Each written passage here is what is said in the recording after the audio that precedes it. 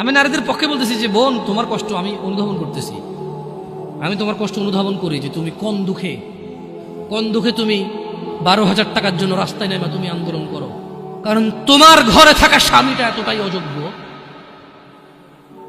তোমার ঘরে থাকা ভাইটা এতটাই বেখেয়ালি, এতটাই উদাসীন যে তোমার 4,000 টাকা পুরো মাসে তোমার পিছনে খরচ হবে না, সেটা তোমার ভরণ পোষণ নিতে পারে না।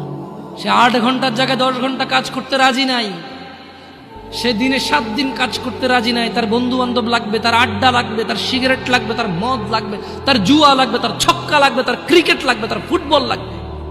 এই সবের পিছনে যতটুকু সময় ব্যয় করে, যে কোনো একটা কিছু বাদ দিলে যারা সিগারেট ধূমপায় তারা শুধু সিগারেটের টাকা দিয়ে বোন চালায়।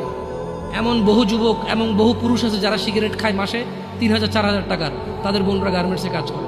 যদি বলে যাবে সিগারেটটা খাওয়া বাদ দিয়ে দিচ্ছি, ওর বোন আর গার্মেন্টসে কাজ করা লাগে না। সো কোথাও না কোথাও আমাদের পুরুষদের বেখেয়ালি আছে, খামখেয়ালি আছে।